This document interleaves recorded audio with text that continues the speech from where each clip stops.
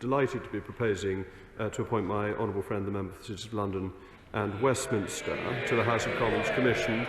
The Commission, as honourable members will know, is responsible for the administration and services of the House of Commons, including the maintenance of the Palace of Westminster and the rest of the Parliamentary Estate.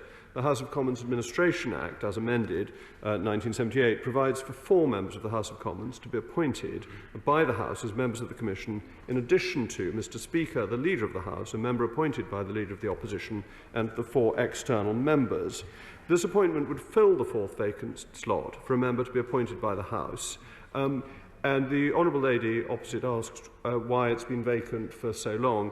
I mean, it has been a matter under discussion in the normal way between various parties to see whether it would be beneficial. And I think the particular qualities of my honourable friend make it a very suitable appointment to be making at the moment, not least because her constituency covers the Parliamentary Estate, and before her election she served as a councillor for, and indeed was leader of, Westminster City Council.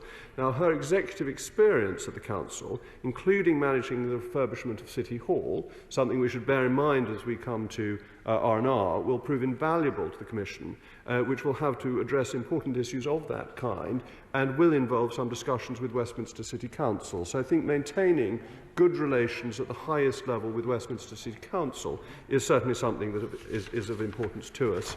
The honourable gentleman for Perth and North Perthshire raised the question of why not a Liberal Democrat, which is one that was always popular in this House, as to why not a Liberal Democrat. I mean, I might say, what is a Liberal Democrat? Are there Liberal Democrats anymore? I noticed the debate is not attended by a Liberal Democrat.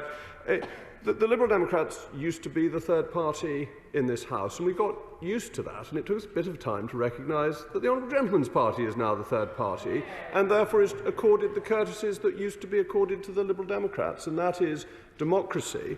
But it is important to note that the government will not have a majority on the Commission, exactly as was recommended by the Governance Committee that I served on, actually, under the distinguished chairmanship of Jack Straw. And so we are maintaining the principle that the government does not have a majority. But if it hadn't been a government member, we would have had 4-2 against the government, which doesn't seem to me to be appropriate in view of the current setup of the House of Commons. There is much for the House of Commons Commission to discuss.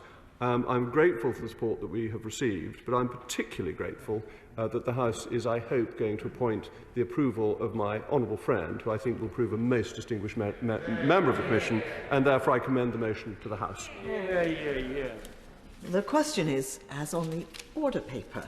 So is that opinion, say aye. Aye. To the contrary, no. I think the ayes have it.